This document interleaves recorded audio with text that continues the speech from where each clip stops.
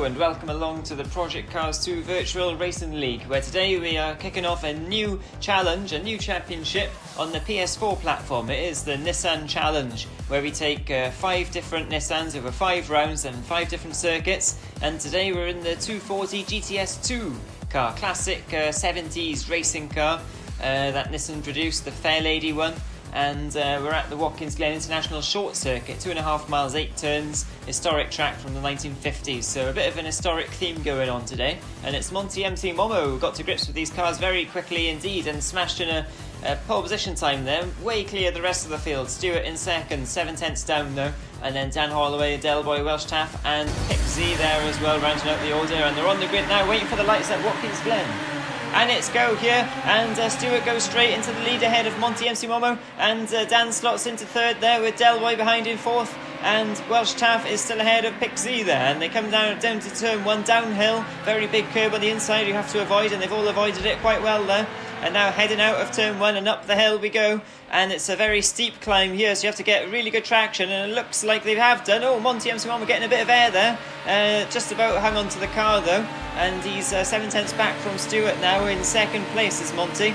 Dan Holloway closing in. We're rising on board with Delboy now on the bumper. That's Dan Holloway up ahead, you can see there. That's the rear of his bumper, and heading into the really quick chicane here now. How are they all going to handle this one? So far so good, I think. Oh no, I spoke too soon. That's Delboy off, and I think that's Dan Holloway off as well. And it's side by side they go now to go around the short version of this circuit. And Delboy's trying to stick it around the outside in that yellow car, but he doesn't quite do it. And as Dan Holloway just closes the door very firmly. But now Stewart's under pressure. Look, from Monty MC Momo, and this is for the lead of the race, even before they've completed lap 1 here. And it's a 15-minute race. Stewart there cedes the position to Monty. Great manoeuvre from Monty MC Momo to nick back that lead that Stewart stole off the line. And as they come around the last corner now, and that's very wide indeed from one of the runners there. I think that might have been Dan Holloway in third. And he'll be under pressure now from Delboy. And they come round to complete lap 1, Alex. And a great first opening lap here. Yeah, great first opening lap. See, Stewart had the whole shot from the line, which gave him a good advantage. But it really shows when Monty's fast around here in this car in that last sector, and he did a great sweeping move on the second to last corner just to go around. And that's Delboy into the barrier, smash, hitting the sign there. Oh, not great. At least he didn't make contact with anyone, and that's put him 5th, now 6th as Welsh Taff goes past. That's really unlucky. They must have just car must have just gotten light going up the hill, and it just spun him around, but not ideal for him.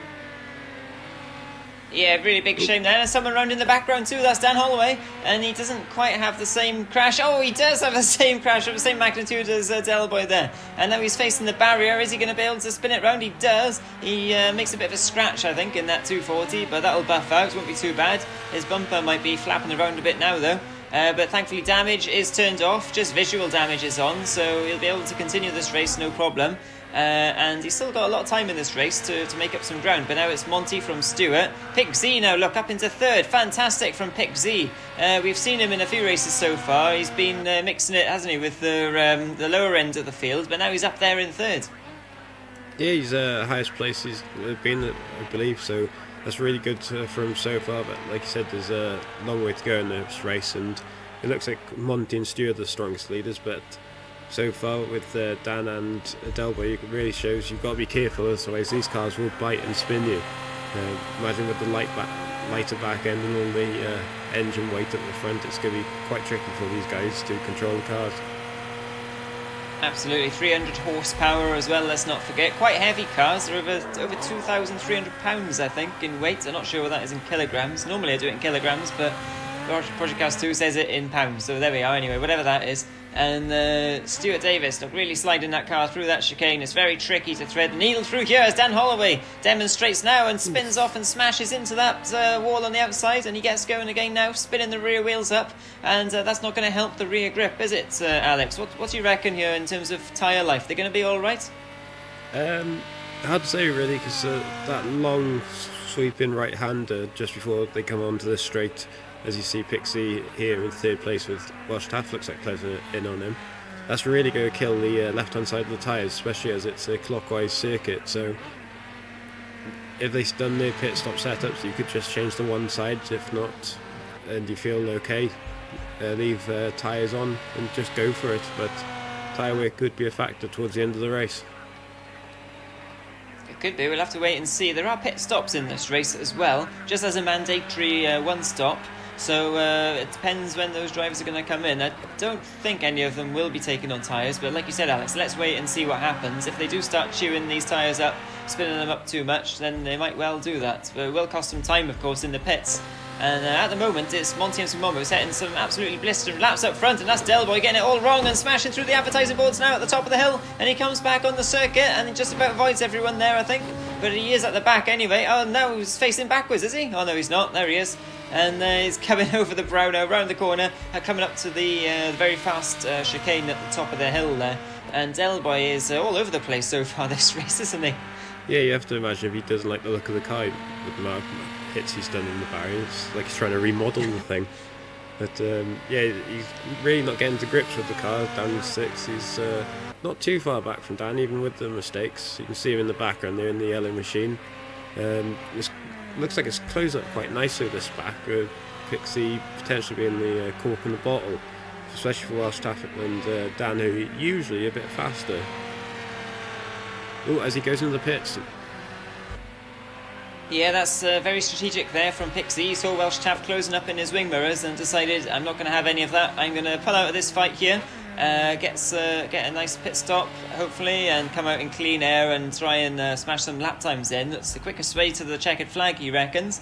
And there he is, stationary, and away he goes again now in that number 2 car, trundling down the pit lane. He is now 6th and last place, but let's not forget the others still have to make their pit stop, so we'll see how much time it costs him relative to the others here, and that'll give us a good indication for the rest of the race, won't it? Yeah, it looked like a fast pit stop as well, so can't imagine he took tyres on. He might think tyres feel alright, as he is quite a smooth driver, so he might have saved his tyres so he can just push now and they'll still be relatively warm, so that'll be an advantage for him. Yeah, it could be a strategic masterpiece there from Pixie. We'll have to wait and see how that pans out. But Dan Holloway there in 3rd. He's trying to cool his tyres down on the grass by the looks of it, coming around that corner. But let's see how that pays off for him too. I don't think these cars are meant for grass, are they? No, I know they used to do some rallying in these cars. Obviously, they looked quite a bit different. But these ones definitely aren't for off-roading. No, they do look quite like modified, don't they? And Welsh Taff now up in 3rd place. Does he peel into the pits? No, he doesn't. He carries on for another lap, and you're going to have quite a few more laps here to go. Dan Holloway's really closing in on him. They're in the 120s, the 121s. Meanwhile, up ahead, Monty and Stewart are both in the 119s there. So these guys, whilst they're fighting, are falling away from the top 2. Monty has got nearly a 5-second advantage over Stewart, though. So those 2 guys are just pushing in clear air pretty much, aren't they? And these 2 now, they're going to be starting to fight soon unless they decide to not fight each other and try and catch the lead in 2. What would you do in this situation? Ooh, that's a hard one. If Dan's getting held up by Welsh Taff, he could try and undercut in the pits and try and get past him that way. Bit wobbly into the bus stop there. You could try that, or wait to see what Welsh Taff does at the end of this lap, and if he goes in, just try and nail a fast lap and try and get him on the way out. So it's going to be tricky either way. Yeah, it looks like at the moment, at this stage in the race, Dan Holloway has got more pace than Welsh Taff, or at least on this lap anyway. He's closed right up to the back of him there, and you can see Delboy in the yellow car in the background also will be closing up soon. He's doing about the same lap times, and Welsh Taff goes really wide there now, coming up to the last corner, and Dan Holloway's down the inside. Oh, and they touch slightly, but they managed to get away with it, and now down the main straight they go again. They've continued on for another lap, and Dan Holloway really is tucked in that slipstream. Is he going to have a go into turn 1? He's going to be thinking about it. Welsh Taff's moving over slightly to say, not today, you're not going to come through here today, Dan. You're going to have to look somewhere else. But Welsh Taff now taking a really scenic route round there, and Dan Holloway's going to have a great shot up the hill here, but it's kind of single file unless he's really brave. The car goes light, like you said, Alex, over this bit. You're going to have to be really careful. You can't really go side by side through there, but now down the back straight they go, and Dan Holloway, is he going to be close enough to have a look through the chicane? It's a brave manoeuvre if he does. Yeah, it looks like he's a bit too far back to really attempt anything on Welsh Taff unless he really sends it. But Welsh Taff there almost just nailing the barrier on the right, but that seems to work for him as he hasn't gone off yet. That's probably commentator's curse now, but Dan now hugging the tight line, trying to put the power on as soon as he can and get on the inside, but Welsh Taff is very wide there as he nails a cone on the outside, but that seems to have worked for him as he's still ahead. This will be frustrating Dan to no end. Yeah, certainly will be. And Welsh Taff's done an absolutely fantastic job of defending that position from Dan, who's certainly got a lot of pace at the moment. And he hasn't. I was surprised actually. He hasn't actually come into the pits. Oh, he is now. Look, he must have been listening to the commentary. Dan Holloway peels into the pit lane. He says, "Well, I can't overtake him on the track. I'll have to do it in the pits instead." And don't be too surprised to see Welsh Taff coming in the pits at the end of this lap in response to this from Dan Holloway. Yeah, it'd be interesting to see what Pixie is as we see it cut to him now, whether his early pit stop has worked to his advantage, and will he pass Dan now as he's pitting, especially since Dan was held up by Welsh Taff, so he may regain this place through a great strategy.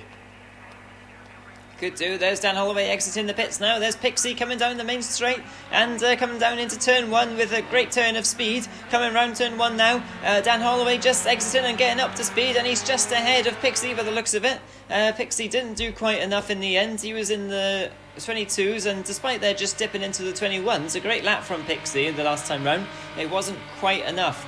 And Dan Holloway now is set free, and he'll be able to do his best to try and pass Welsh Taff when he makes his pit stop. And Pixie will be looking at the back of Dan's car thinking, it's all so close, but now I'm going to try and follow his lines. Now Stewart's in the pit lane. Look, Stuart Davis challenging for the lead, of course, in second place at the moment. Stewart's favourite position there in second, but he's in the pit lane now, stationary, and he'll be getting away, and he'll be thinking, I wonder if I can jump Monty in the pits. And that's Welsh Taff making a very late decision to come in the pits, and this will be really interesting, won't it now?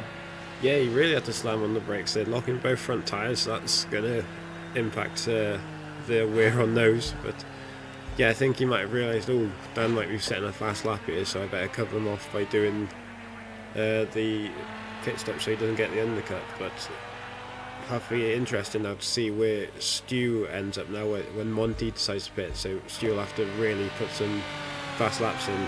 But that's put Delboy up to second now, but he hasn't pit. And he's well ahead of Welsh Taff. Look, Welsh Taff coming out the pit lane now. I don't know if he had a slow stop or what, but look, he's only just coming out the pit lane. And Dan Holloway and Pixie are way ahead. They're all the way up the hill by now. And Welsh Taff will be thinking, what on earth happened there? I don't know if he had a slow stop or whether he decided to change tyres. I'm not sure.